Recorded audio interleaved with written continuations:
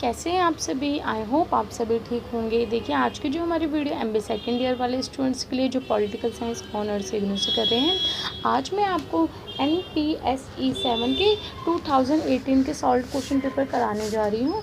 इसका पार्ट 1 मैंने आपको अपलोड कर दिए हैं और मैंने आपको इम्पॉर्टेंट क्वेश्चंस के भी पार्ट 1 पार्ट 2 अपलोड कर दिया था। 2019 का भी पार्ट 1 पार्ट 2 अपलोड कर दिया था। अब ये 2018 का पार्ट 1 अपलोड हो चुका है, अभी ये पार्ट 2 है जो मैं अपलोड कर रही हूँ।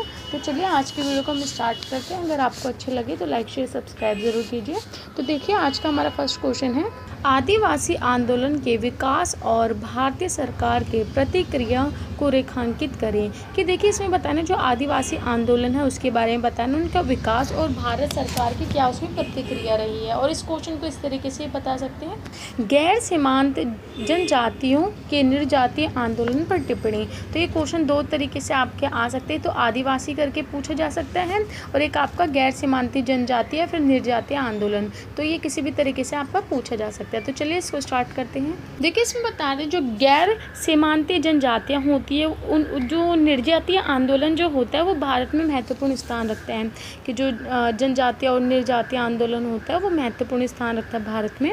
और दूसरा बता रहे जनजातियाँ कहाँ पाई जाती है, जो निर्जातीय हैं ये पाई जाती है आपके मध्य प्रदेश में, छत्तीसगढ़ में, बिहार में, झारखंड में, गुजरात में, राजस्थान में, ऐसी जगहों पे पाई जाती हैं। और बोले इनों का ज़्यादातर ये उत्तर पूर्व इलाकों में ही पाई जाती हैं और इनों का जो प्रभुत्व है ये उत्तर पूर्व इलाकों में ही है। और इन जातियों का जो आंदोलन था वो अंग्रेजों के विरुद्ध हुआ है, जो उनके अधिकारों को बेवजह दखल दे रहे हैं। देखिए जो जनजातियाँ होती हैं, गैर जनजातियाँ, ये क्या होते हैं कि ये ना जो सरकार होती है उसके विरुद्ध भी आंदोलन करती है और जो अंग्रेज़ थे उनके विरुद्ध भी, क्योंकि ये क्या होते हैं कबीलों में रहते हैं लोग, है ना, कबीले में, स्लम एरिया में जो एकदम अलग थलग थोड़ी होते हैं। तो क्या होता है इन्हों को पसंद नहीं है कि कोई बाहर का आके हमारे संस्कृति में, हमारे जो संसाधन है उसमें दखल अंदाजी करे या उसका दोहन करे, तो ये उनका विरोध करते हैं। और कोई और इनके अधिकारों पे, इनों के जो संसाधन पे अधिकार आके जमाए, ये भी इन्हों को पसंद नहीं है। और इन जो जनजाति इन्हों को एकजुट करने का कार्य किसका होता है, जो उसका कबीले का जो मुखिया होता है वो इनको एकजुट करके रखता है, बनाए रखता है। देखिए इन जनजातियों को ये बोला जाता है कि देखिए जो बाहर से लोग आ रहे हैं आपके संसाधनों पे अपना हक जमाना चाहते हैं और आपकी संस्कृति खतरे में है, आप खतरे में हो, तो ये क्या होता है इन्हों को एकजुट होने के लिए कहा जाता है। मतलब कि इन्हों को प्रोत्साहित किया जाता है कि देखिए बाहर से लोग आके आपके अधिकारों को छीन लेंगे, आपकी पहचान खत्म हो जाएगी, संस्कृति खत्म।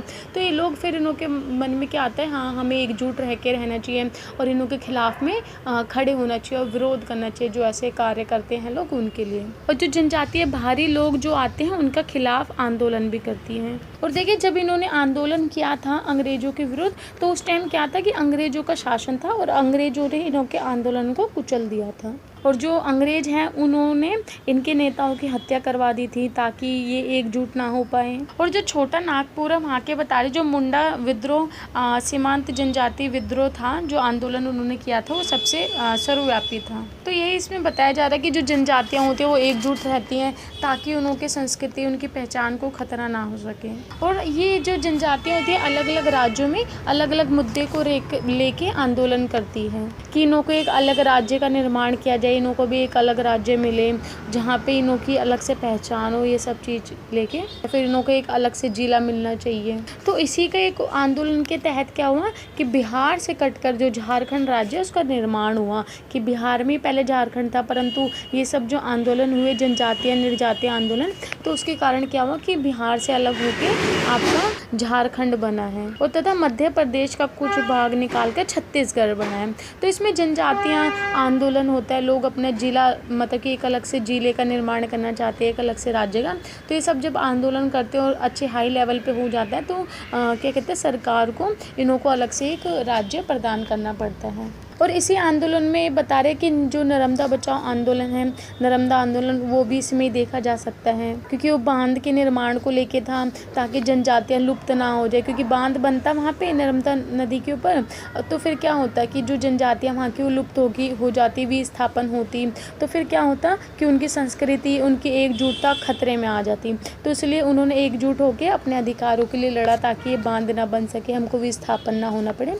तो वो सब चीज़ बता रहे हैं, बाकी मैं पोस्ट कर दूंगी, आप पढ़ लेना। ये कुछ कुछ बता रहे हैं और थोड़े आंदोलन। और जो ये गैर सीमांत जनजातीय आंदोलन होता है, ये स्वतंत्र की मांग करते हैं कि हमको एक स्वतंत्र रूप से एक पृथक राज्य की मांग करते हैं। और जो प्रशासनिक सत्ता होती है उसको पाने की भी मांग करते हैं ये, और ये आंदोलन करते रहते हैं इसके लिए। तो देखिए इसमें और कुछ भी नहीं, बस यही है कि अपनी रीति रिवाज पहचान को बचाने के लिए एक जगह से दूसरी जगह विस्थापन ना हो, कोई इनों के संसाधनों का यूज़ ना करें, इसलिए ये आंदोलन करते रहते हैं। तो ये ज़्यादा वो टफ नहीं है, बहुत ईजी है। तो इसको बाकी मैं पोस्ट कर देती हूँ, छोटा सा आप पढ़ लेना, ईजी है। मैं इसका कुछ पॉइंट बता देती हूँ, जैसे कि बिरसा आंदोलन। ये जो आंदोलन था ये बिरसा मुंडा आंदोलन द्वारा चलाया गया था। ये बिरसा मुंडा जनजातियाँ होती हैं। ये जो आंदोलन था ये छोटा नागपुर में अंग्रेजों के खिलाफ चलाया गया था। और इस आंदोलन से जो अंग्रेज थे उनको काफ़ी हानि भी उठानी पड़ी थी, काफ़ी नुकसान।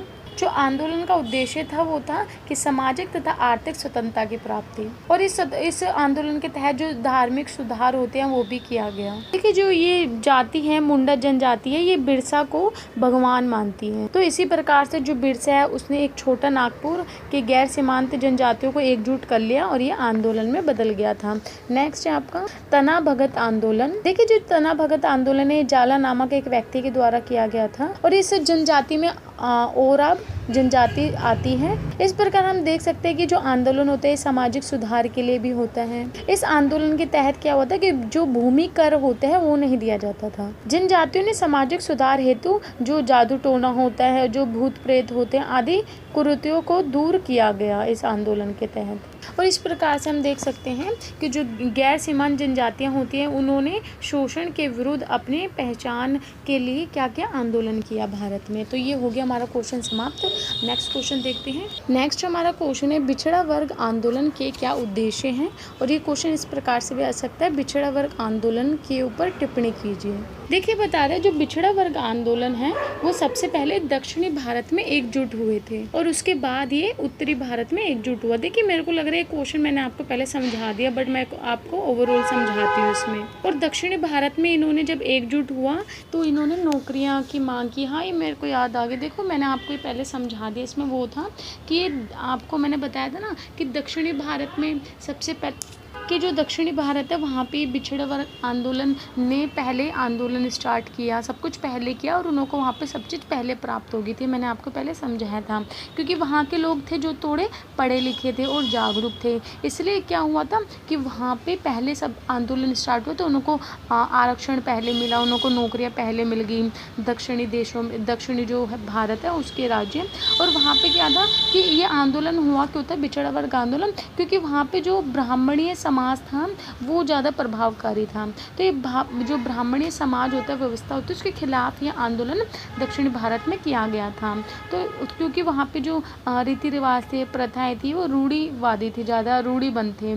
तो इन प्रथाओं को, इन सबको हटाने का या फिर तोड़ने का प्रयास किया गया था, इसलिए पिछड़ा वर्ग आंदोलन हुआ था ताकि जो पिछड़ी कास्ट के लोग होते हैं या फिर थोड़े निम्न कास्ट के होते हैं तो उन्हों के लिए हुआ था ये, क्योंकि उनको हर चीज़ से भेदभाव किया जाता था, है ना। जो ब्राह्मण लोग होते हैं वो छुआछूत होता था पहले टाइम के, आपको पता ही होगा सब। तो ये उसके लिए हुआ था ताकि इनको हर चीज़ में आरक्षण और सब चीज़ इनको संसाधनों में से सब चीज़ से अच्छे से सब चीज़ प्राप्त हो, तो इसलिए हुआ था। और आगे ये बता रहे हैं कि ज्योतिबा जो फुले थी उन्होंने क्या किया था 1973 में बम्बई में एक सत्य शोधक समाज की स्थापना की थी।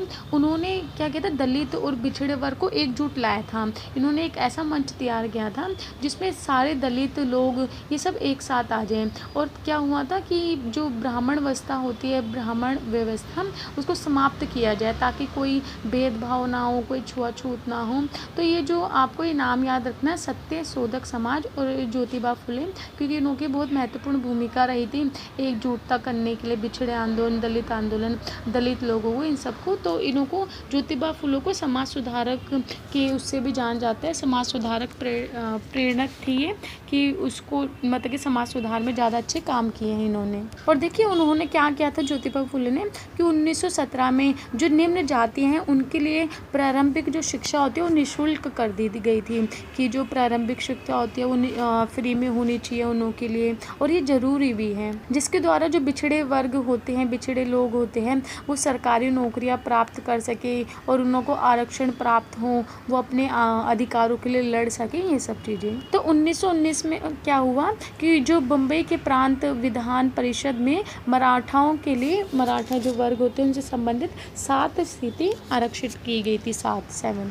अभी नेक्स्ट पॉइंट है चुनावी लंबबंदी। इसमें अखिल भारतीय उत्तर प्रदेश बिछड़े आंदोलन के बारे में बात हो रही है। देखिए जो उत्तर प्रदेश में बिछड़ा वर्ग आंदोलन एकजुट हुए थे, किसके कारण हुए थे, जो आपका चौधरी चरण सिंह हैं उनके कारण ये एकजुट हो पाए थे। और जो आपके कपूरी ठाकुर करके कुछ है, ये दोनों नेता थे, ऐसे थे जो उत्तर प्रदेश में इन्होंने क्या किया था कि उत्तर प्रदेश और बिहार में जो बिछड़े वर्ग आंदोलन होते हैं, बिछड़ा वर्ग होते हैं, उनको राजनीतिक स्तर पे लाए थे और राजनीति का आधार बना के इन्होंने क्या किया था कि अपना एक संगठन तैयार किया था और ये जाति मुद्दे, वर्ग मुद्दे, इन सब में बदल दिया था। जो बिछड़ा वर्ग होता है इन्होंने एक राजनीतिक आधार बनाया और जाति वर्ग और क्या कहते हैं वर्ग जो होते हैं मुद्दे, इन सबको बदल दिया इन सब में। और ये 50 से 60 के दशक में जो बिछड़े की अनेक सभाओं में इन्होंने भाग भी लिया था। अब देखिए बता रहे हैं कि उत्तर प्रदेश में जैसे कि आपका चौधरी चरण सिंह है आपका, और फिर ये हो गया आपके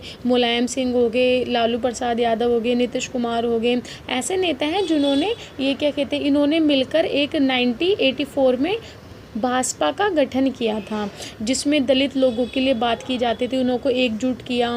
और आपको पता ही है कितने अभी तक हैं ये सब लोग, और ये उसमें कामयाब भी हुए थे क्योंकि उन्होंने सब लोगों को एकजुट इकट्ठा करके सरकारी स्तर पे इनको सशक्त बनाया इन लोगों को। आगे है आरक्षण की राजनीति। क्या आप सभी को पता है कि ये जो अब राजनीति होने लगी वो आरक्षण के ऊपर होने लगी, कि जो भी नेता वहाँ बनते थे वो कहते थे कि हम अगर सरकार में आएंगे, सत्ता में आएंगे तो हम आरक्षण आपको देंगे। तो जो बिछड़े वर्ग लोग होते थे उनको 27% आरक्षण देने की व्यवस्था की गई। जो सरकारी नौकरी होती है 1990 में 27% आरक्षण देने की बात की गई। और बिछड़े वर्ग को आगे लाने के लिए ये सब किया गया। और जो पंजाब राव देशमुख थे उनके द्वारा आरक्षण की आवाज उठाई गई थी। जो पंजाब राव देशमुख थे 1950 को अखिल भारतीय बिछड़ा वर्ग संघ की नींव रखी गई थी उनके द्वारा। देखिए बिछड़े वर्ग आंदोलन के जो नेता थे उनकी मांग पर ही जो आपका मंडल आयोग गठन है वो हुआ था और इनके द्वारा ये रिपोर्ट भी स्वीकार की गई थी कि मंडल आयोग जो लागू हुआ तो उनसे अनेक जातियों को बिछड़े वर्ग में शामिल होने का प्रयास किया गया। और ये प्रयास इसलिए किया गया ताकि उनको सरकारी आरक्षण मिल सके। अब देखिए जब मंडल आयोग लागू हुआ तो लोग ज़्यादा से ज़्यादा ये चाहने लगे कि हमको बिछड़े वर्ग के कैटेगरी में डाल दे। क्यों? क्योंकि इनको फिर आरक्षण मिलेगा। आप सभी को पता है कि अब सब आरक्षण के लिए फिर सब चाहते थे हमें सबको बिछड़े वर्ग की कैटेगरी में डाल दे, जो भी बिछड़े वर्ग होते थे वो भी। और देखिए मंडल आयोग की सिफारिश को 1990 में विश्वनाथ प्रताप सिंह द्वारा लागू किया गया। तो ये तो इन्हों का उद्देश्य था कि जो क्या था उद्देश्य कि हमको आरक्षण मिले, हमको भी एक मंच तैयार मिले जिससे भी हमारे अधिकार हम सबको भी मतलब कि महत्व दिया जाए, ये सब इनमें था। अब नेक्स्ट देखते हैं। और देखिए जो बिछड़ा वर्ग है उसकी संस्कृति, आर्थिक स्थिति, ये सब सुधारने के लिए कार्य भी किया गया कि इनको ऊपर उठाया जाए ताकि इनको राजनीतिक लाभ प्राप्त हो सके, ये अपना विकास कर सके, जागरूक हो सके, ये सब चीज़ भी इसमें की गई। अब इसमें कुछ आंदोलन के बारे में बता रहे हैं, जिसकी सत्यशोधक समाज आंदोलन, ये तो मैंने आपको बता दिया कि इसकी स्थापना की थी ज्योतिबा फुले ने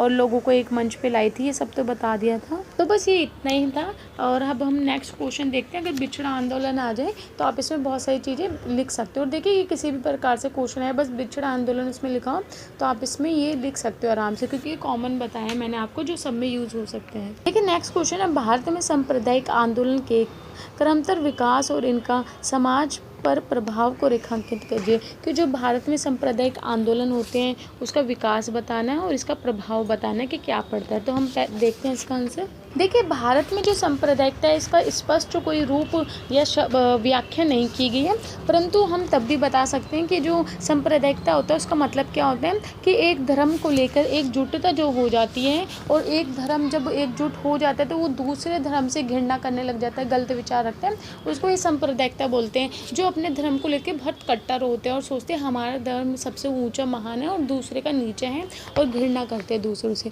तो वही सांप्रदायिकता कहलाते हैं। हमारा पॉइंट है पहला, सांप्रदायिक एवं धार्मिक आंदोलन। देखिए, जो सांप्रदायिकता आंदोलन है ये अंग्रेजों द्वारा सबसे पहले किया गया। अंग्रेजों ने क्या किया, फूट डालो राज करो की नीति अपनाई थी। तो आपने पढ़ा ही होगा कि अंग्रेज ने क्या किया था कि दोनों जो सांप्रदायिक थे, एक तो आपका हिंदू समाज था और एक मुसलमान, तो दोनों में फूट डाली और राज करने की नीति अपनाई। तो इन्होंने क्या किया कि दोनों को अलग अलग मतलब कि अधिकार दे दिए, दोनों को अलग अलग समुदाय में बांट दिया और दोनों ही समुदाय में क्या करा, फूट डाल दी। तो इसमें क्या हुआ कि हिंदू और मुसलमान जो धर्म के अलग अलग लोग थे उन्होंने एक संगठन बना लिया और वो क्या करते थे, हिंसा करने लगे एक दूसरे के साथ। फिर उन्होंने हिंसा होने लगी, जिसके कारण आपको पता ही है भारत का विभाजन हुआ। और स्वतंत्रता भारत के रूप में क्या होता रहता था, सांप्रदायिक दंगे होते रहते कि स्वतंत्रता चाहिए दोनों देशों को, मतलब कि एक देश को अलग अलग होना है, हिंदू और मुसलमान के समाज में, पाकिस्तान में, तो दोनों में सांप्रदायिक दंगे होते रहते थे। नेक्स्ट हमारा पॉइंट है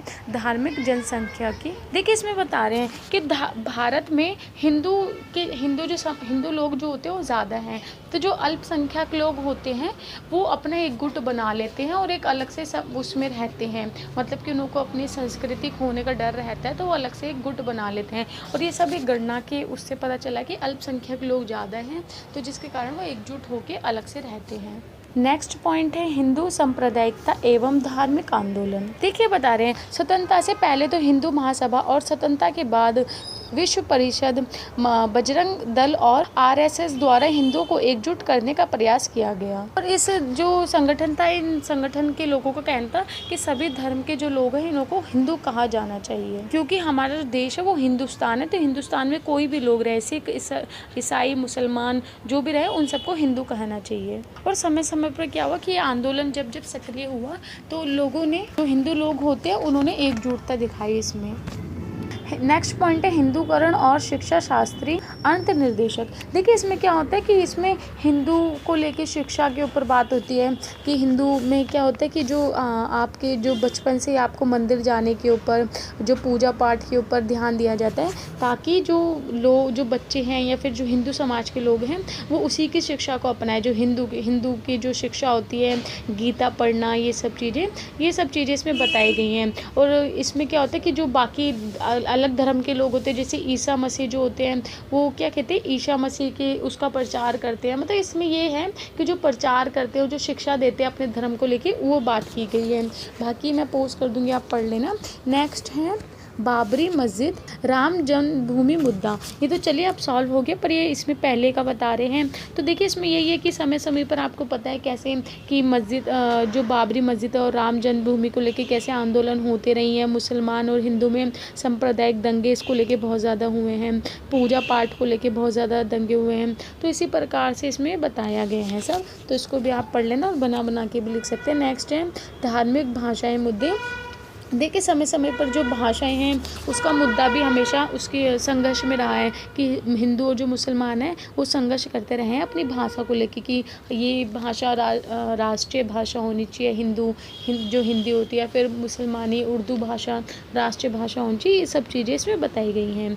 नेक्स्ट है हमारा सांप्रदायिक एवं आतंकवादी गतिविधियाँ और इस्लाम का इस्तेमाल। देखिए, क्या होता है कि सांप्रदायिक दंगों में आतंकवादी जो होते हैं वो इस्लामिक धर्म का इस्तेमाल करते हैं। जो मुसलमान होते हैं, शिया सुन्नी जो होते हैं, उसमें भी आतंकवादी दंगे जो होते हैं वो इसी के कारण करते हैं। ये बहुत कट्टरपंथी लोग होते हैं। आपको पता है ना, जो अब भारत पे जो भी टेररिस्ट होते हैं जो हमला करते हैं वो ज़्यादातर इस्लाम धर्म से रिलेटेड होते हैं। तो क्या होता है, वो है ना बहुत कट्टरपंथी होते हैं। वो चाहते हैं कि पूरा जो संसार है वो खाली इस्लाम का हो या फिर उन्हों का दबदबा रहे, तो इसलिए ये करते हैं।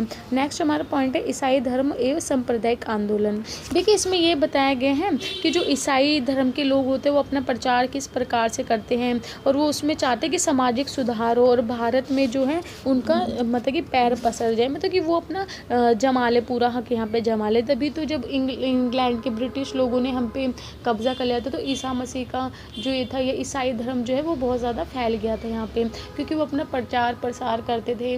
और यहाँ पे इतने सारे चर्च हैं जो भी हैं वो उन्हों की ही देन है, और बहुत सारी चीज़ें हैं। वो चाहते थे कि जो ये हमारे धर्म है ये नष्ट हो जाए, उन्हों के धर्म को अपना ले, ये सब चीज़ें थी। और इसी प्रकार से जो ईसाई धर्म होते हैं उन्होंने अपना चिकित्सालय, शिक्षा, इन सब के माध्यम से अपना जाल बिछा लिया भारत में। और जो भारत के गरीब लोग होते थे उनको ये सुख सुविधा देकर ईसाई जो धर्म थे वो अपने उसमें कर लेते थे, मतलब कि लालच देते थे। आज के टाइम पे भी ऐसे होता है कि जो ईसाई धर्म के लोग होते हैं वो अपना प्रचार प्रसार करते हैं और बोलते हैं कि आप अगर इस धर्म में आ जाओगे तो आपको ये सब मिलेगा, आपको ये सब सुख सुविधा मिलेंगी। तो ये उसमें बता रहे हैं कि धन मिलेगा आपको। नेक्स्ट है हमारा सिख धर्म हुआ सांप्रदायिक आंदोलन। देखिए आप सभी को पता है कि सिख धर्म को लेके भी बीच बीच में बहुत सारी सांप्रदायिक आंदोलन होते रहे हैं। जैसे कि जो आपका सिख धर्म का शिरोमणि अकाली दल है, जो गुरुद्वारा कमेटी के द्वारा जो सिखों का संगठन बनता है ना, उसके बारे में बता रहे हैं। ये भी अपने धर्म का वर्चस्व चाहते हैं, उसको लेकर संघर्ष करते रहते हैं, समय समय पर आंदोलन करते रहते हैं। और आपको पता है सिख लोगों ने एक अलग से अपने राज्य की मांग भी की थी, खिलास्तान ऐसा कुछ नाम था, कि अपने एक अलग से राज्य की मांग की थी कि हमें एक अलग से चाहिए, देश चाहिए हमें अलग से। तो फिर जब पंजाब बना था। नेक्स्ट है हमारा सांप्रदायिकवाद का भारतीय एकीकरण पर प्रभाव। देखिए भारतीय जो समाज है वो एक विविधता वाला देश है, जिसमें कि धर्म, जाति, संस्कृति, आर्थिक सब भिन्न भिन्न लोग रहते हैं, है ना। इन सब की जाति अलग है, भाषा अलग है, धर्म अलग है, क्षेत्र अलग है, संस्कृति अलग है, वो सब मिला के यहाँ भारत में रहते हैं अलग अलग जाति के लोग। और देखिए हर धर्म के लोगों के आपस के हित जो होते हैं एक दूसरे से जुड़े होते हैं, और इसलिए क्या होता है कि समय समय पर ये टकराव भी करते थे, क्योंकि सबको अपने हितों की, अपनी संस्कृति की पहचान रखनी है, तो इसलिए समय समय पर लड़ाई झगड़ा हिंसा ये सब करते रहते हैं। और जो संप्रदाय है वो भी इसी विभिन्न धर्मों के बीच के टकराव है कि सांप्रदायिकतावाद क्यों होता है, क्योंकि यही तो होता है कि जो धर्म है अलग अलग वो आपस में टकराते हैं, इसलिए सांप्रदायिकतावाद की वो होती है हिंसा। भारत के एकीकरण में महत्वपूर्ण समस्या क्या है, सांप्रदायिकतावादी हैं, क्योंकि यहाँ पे अलग अलग जाति के लोग हैं तो ये आंदोलन करते रहते हैं, तो भारत की एकता को इसमें खतरा भी उत्पन्न है। तो इसको लेके क्या है, सांप्रदायिक जो दंगे होते हैं उसके लिए कानून व्यवस्था भी की गई है कि ऐसा ना हो, और जो तहस नहस कर देते दंगों के ऊपर तो उन पर दंड उंड भी दिया जाता है। ये सबको ध्यान में रख के ही सब कुछ किया जाता है कि इसको निपटाना कैसे किया जाए, इस पर ध्यान कैसे केंद्रित किया जाए जो भी ये दंगे होते हैं। तो हमारे ये क्वेश्चन भी यही समाप्त हो गया। आई होप आपको समझ आया, बाकी आप इसमें और भी बहुत चीज़ें बना के लिख सकते हैं अगर ये क्वेश्चन आपका आए तो। देखिए नेक्स्ट हमारा क्वेश्चन है धर्मनिरपेक्षता को चुनौती। और देखिए क्वेश्चन इस प्रकार से भी आ सकता है, भारतीय लोकतंत्र प्रणाली में कौन कौन सी समस्या है। देखिए ये वाला क्वेश्चन बिल्कुल सांप्रदायिकता की तरह ही है, कि सांप्रदायिकता वाला जो मैंने अभी आपको बताया उसमें से बहुत सारे पॉइंट इसमें से एज इट इज़ ही हैं। देखिए इसमें ये बताया गया है कि जो भारत है वो विभिन्न धर्म, जाति, भाषा, इस सब पे विभिन्न लोग यहाँ रहते हैं, ठीक है। और इसमें बताया सब अपने हितों के लिए, अपने पहचान के लिए क्या करते रहते हैं, लड़ाई झगड़े हिंसा ये सब भी करते रहते हैं। और देखिए समय समय पे ये भी बता रहे हैं कि कभी कभी ऐसा होता है कि राष्ट्रीय हित की बात सोची जाती है, कि ये सब लोग अपने मतलब कि इन सब चीज़ को त्याग दे, जो चीज़ ये सोचते हैं, और राष्ट्रीय निर्माण की बात सोचें कि राष्ट्र को कैसे एक उसमें रखा जाना चाहिए, कैसे उसके लिए प्रेरित करना चाहिए, लोगों के अंदर कैसे देशभक्ति भावना को उत्पन्न करना चाहिए। ये सब चीज़ें जो हैं ये लोकतंत्र प्रणाली को और ज़्यादा मजबूत करती है और एकीकरण करती है। तो देखिए इसमें ये बताएंगे कि लोकतंत्र प्रणाली में कौन कौन सी समस्या अब आ रही हैं, कि लोकतंत्र प्रणाली को खतरा है और राष्ट्रवाद की भावना को भी। सबसे पहले सांप्रदायिकता ही है, अभी मैंने आपको पढ़ाया कि सांप्रदायिकता में क्या होता है कि हर एक देश अपने अपने धर्म के उसको ज़्यादा कट्टर होते हैं, जो लोग अपने अपने देश अपने अपने धर्म को ज़्यादा इंपॉर्टेंस देते हैं, दूसरे धर्म के साथ घृणा करते हैं, जिसके कारण क्या होता है वो अपने हितों के लिए लड़ाई करने लग जाते हैं, हिंसा करने लग जाते हैं। और ये राष्ट्रीय हित के रूप, जो राष्ट्र की जो भावना है, राष्ट्रीय हित है, उसके रूप में एक महत्वपूर्ण बाधा है ये जो सांप्रदायिकता होती है। इससे क्या होता है कि लोकतंत्रकरण के मार्ग में सबसे बड़ी बाधा सांप्रदायिकता ही है, कि लोकतंत्र की जो प्राप्ति हमें अच्छे से करनी है मजबूती से, उसमें रूप में जो सांप्रदायिक बाधा है ये सबसे बड़ी चुनौती है। और ये क्या करती है कि लोकतंत्र का हासिल करती है, जो मानवीय हैं उन्हों का हासिल करती है। और क्या होता है, व्यक्ति व्यक्ति के बीच में सांप्रदायिकता विभाजन की रेखा खींचती है। तो ये सब चीज़ें इसमें बताइए।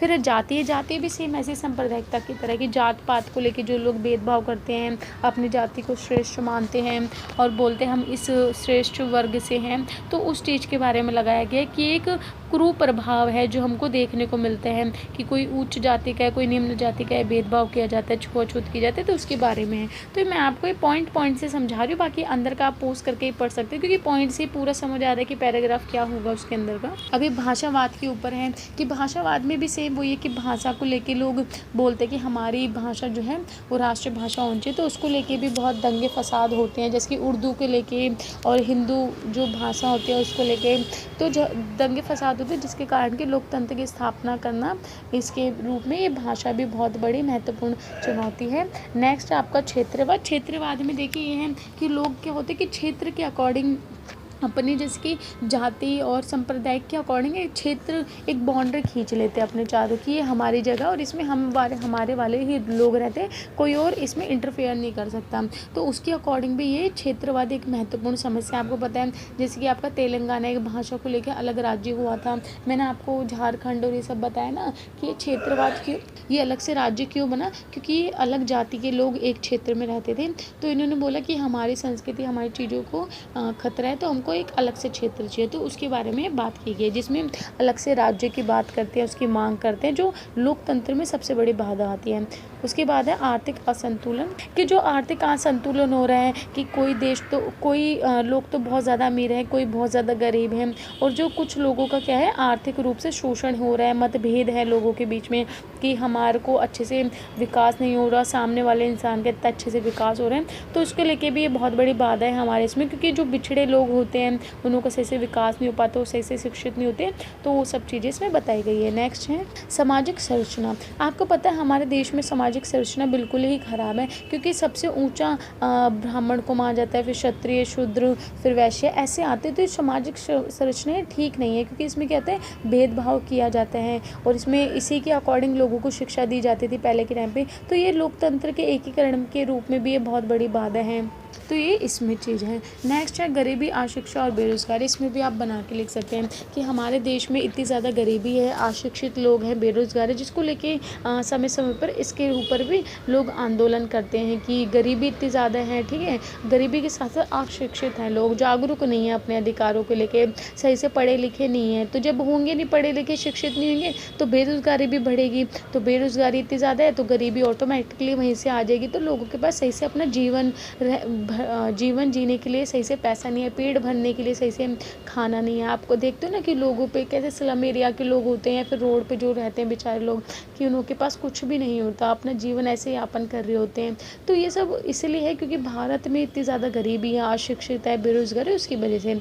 और अन्य समस्या नीचे नेक्स्ट पॉइंट है अन्य समस्या। देखिए अन्य समस्या में कुछ नहीं है, इन सब चीज़ों का निचोड़ रखें कि इतना ज़्यादा भ्रष्टाचार है हमारे देश में, राजनीतिक भ्रष्टाचार जो हो गया, निरंकुश शासन हो गया, पक्षपात हो गया, मीडिया हो गया, आतंकवाद हो गया, नक्सलवाद हो गया, ये सब चीज़ें बस लिख रखी हैं, ऐड कर रखे, सांप्रदायिक भाषा, ये सब चीज़ें भी हैं जो अन्य समस्या में आती हैं। तो ये क्वेश्चन भी हमारा समझ आ गया, आई होप आपको ये समझ आया हो। नेक्स्ट देखते हैं। नेक्स्ट हमारा क्वेश्चन, चर्चा कीजिए किस प्रकार सामाजिक आंदोलन भारत समाज में योगदान कर रहे हैं, कि जो सामाजिक आंदोलन है वो भारत समाज में किस प्रकार से योगदान दिया है। देखिए ये क्वेश्चन इस प्रकार से भी आ सकता है, सामाजिक आंदोलन क्या होता है, सामाजिक आंदोलन का महत्व। तो वैसे ही मैंने आपको अलग से समझा दिया है, बट इसमें मैं आपको ओवरऑल समझा रही हूँ कि इसका महत्व और ये क्या होता है सामाजिक आंदोलन। देखिए जो सामाजिक आंदोलन होता है एक सामूहिक कार्रवाई होती है, और ये क्या होता है कि अपने मतलब कि अधिकार को लेके अगर ये सरकार से खुश नहीं होते तब ये होती है सामाजिक आंदोलन, और ये एक छोटे मोटे विद्रोह भी कभी कभी सामाजिक आंदोलन का रूप ले लेते हैं, ये सब इसमें बताया गया है। और बोल रहे कि सामाजिक आंदोलन किस लिए हो रहा है, जो आधुनिकीकरण है, शहरीकरण है, इसके विरुद्ध में है, क्योंकि इससे क्या हो रहा है कि लोगों की ज़रूरतें जो पूरी नहीं हो पा रही हैं, और जो कहते हैं निरंकुश शासन होता है, जो जिस पे कोई अंकुश नहीं होता, जो अपनी सत्ता मतलब कि अपना ही दबदबा चलाते हैं, उसके विरुद्ध भी ये सामाजिक आंदोलन होता है। तो इसमें बस यही सब बताया गया है कि सामाजिक आंदोलन क्यों होता है और कैसे होता है। ये इसमें बस उसका महत्व ये है कि सब सामाजिक आंदोलन होता है तो तो उससे परिवर्तन भी आता है हमारे समाज में। और क्या होता है, ये अपने ये जागरूकता के लिए भी होता है कि जो शोषण है उसके विरुद्ध में आंदोलन होता है। और जब जो जनता होती है, जो समाज होता है, जब वो अपनी व्यवस्था को बदलना चाहता है तब ये आंदोलन होता है, या फिर जब वो शासन से खुश नहीं होता। तो ये इसमें बताया गया, आगे देखते हैं। आगे है लोकतंत्र में लोकतांत्रिक प्रणाली में सामाजिक आंदोलन। ये जो मैंने अभी आपको ऊपर क्वेश्चन बताया उसी का ये आगे क्वेश्चन है, परंतु ये जो आगे आंसर मैं बता रही हूँ इसका एक और क्वेश्चन बन सकता है कि लोकतांत्रिक प्रणाली में सामाजिक आंदोलन का क्या महत्व है। देखिए, इसमें मैं ओवरऑल बताती हूँ आपको। देखिए, आप सभी को पता है कि जब आंदोलन होते हैं उससे लोकतंत्र जो है वो और ज़्यादा मजबूत होते हैं, जिसके कारण कि देखिए, अगर लोकतंत्र को आपको मजबूत करना है तो आंदोलन इसमें महत्वपूर्ण है, क्योंकि लोग जो होते हैं ये जो परिवर्तन चाहते हैं तो उसके लिए होता है, जो जागरूक होते हैं, मतलब कि इन्हों को लगता है कि परिवर्तन होना चाहिए नियम में, कानून में, नीतियों में, तभी आंदोलन होते हैं। या फिर ये अपनी पहचान या हर एक चीज़ को लेके भी आंदोलन करते हैं, ये लक्ष्य की प्राप्ति को लेके भी आंदोलन करते हैं। तो सामाजिक आंदोलन, जन आंदोलन जो है वो इम्पोर्टेंट भी होते हैं। और कभी कभी ये इसलिए भी ज़रूरी है क्योंकि जब राजनीतिक दल अपना सही से कार्य नहीं कर रही है, कुछ ऐसा कार्य करिए जो लोगों के उसमें नहीं है, अनुकूल नहीं है, प्रतिकूल है, मतलब उनके विरुद्ध में है, तब भी ये सामाजिक आंदोलन होते हैं। और देखिए, सामाजिक आंदोलन जो आपके पर्यावरण को लेके भी होते हैं, महिला आंदोलन को लेके भी होते हैं, आरक्षण को भी लेके होते हैं, और मछुआरा आंदोलन, मैंने जितने भी आंदोलन बताए, बिछड़े आंदोलन, दलित आंदोलन, तो ये सब इम्पॉर्टेंट भी हैं। क्योंकि देखिए, अगर जब पर्यावरण आंदोलन होता है, पर्यावरण को रक्षा को लेके होता है कि पर्यावरण में कितना ज़्यादा प्रॉब्लम हो रही है, प्रदूषण इतना है, तो ये सब अच्छे है, ये लोकतंत्र को और ज़्यादा मजबूत बनाते हैं और ये जागरूकता लाते हैं। हम महिला आंदोलन है, तो महिला आंदोलन में क्या होता है कि इन्हों को आरक्षण दे, इन्हों को और ज़्यादा अच्छा ऊंचे स्तर पर ले जाए, इन्हों को हर चीज़ में अधिकार प्राप्त हो, इसलिए। और जो पिछड़े वर्ग है, इसी प्रकार से इसमें बताया गया है। बाकी मैं पोस्ट कर दूँगी, आप इसको पढ़ सकते हैं। और देखिए, लोकतंत्र में ज़रूरी है कि सबको समान राजनीतिक अधिकार मिलने चाहिए, सबको खाने पीने के और जीवन जीने के साधन भी मिलने चाहिए। तो जब ये सब चीज़ें नहीं मिलती या फिर असमान वितरण होता है, तब सामाजिक आंदोलन होते हैं। देखिए, सामाजिक आंदोलन द्वारा क्या होते हैं कि जो गरीब लोग होते हैं उनको शीघ्रता से अधिकार मिल जाते हैं। ये मैंने आपको शायद समझा दिया है ये भी पहले, तो अगर समझाया होगा तो आप उसमें से भी देख लेना। अभी आप जो वीडियो देखोगे, जितनी मैंने अपलोड की है MPSC 7 की, वो सब देखना, तो आपको ये क्वेश्चंस मिल जाएंगे। बाकी मैं इसमें भी आपको समझा रही हूँ थोड़ा। और देखिए, जो सामाजिक आंदोलन होते हैं वो इसलिए भी होते हैं कि जो निचले वर्ग होते हैं, महिला, दलित, इन सब की भागीदारी भी आपकी लोकतंत्र में अच्छे से अच्छे और ज़्यादा से ज़्यादा बने, संविधान में इन सबको अच्छे से आरक्षण मिले, इस सब लिए भी आपके सामाजिक आंदोलन होते हैं। तो आपने इसको सब कुछ अच्छा अच्छा ही लिखना है सामाजिक आंदोलन के लिए कि क्यों इम्पोर्टेंट है। इसमें ये पूछा है ना आपका कि क्यों महत्वपूर्ण है, तो आपको ये सब लिखना है, अच्छी बात है कि क्यों महत्वपूर्ण है, इसमें नेगेटिव पॉइंट नहीं लिखना। तो आपको इम्पॉर्टेंट लिखना है, मतलब कि पॉजिटिव लिखना है कि हाँ, आंदोलन से आपका लोकतंत्र और मजबूत होता है। इससे जो गरीब लोग होते हैं, फिर वो लोग जिन्हों को हम देख नहीं पाते हैं, या फिर जो लोग बिछड़े होते हैं, उनके ऊपर हम ध्यान नहीं दे पाते, तो आंदोलन के माध्यम से हम उन पर ध्यान दे पाते हैं, उनकी रक्षा कर पाते हैं। ये सब चीज़ें आप लिख लेना, बाकी मैं पोस्ट कर दूँगी, आप देख सकते हैं। तो हमारी वीडियो यहीं समाप्त होती है। आई होप आपको पसंद आई हो। अगर आपको अच्छी लगी हो, आपको हेल्पफुल लगी हो, तो इसको लाइक, शेयर, सब्सक्राइब जरूर कीजिए। और देखिए स्टूडेंट्स, आप 2018, 19 और इम्पॉर्टेंट तीनों क्वेश्चंस, तीनों जो भी मैंने आपको ये करवाए हैं, इम्पॉर्टेंट है, सब करके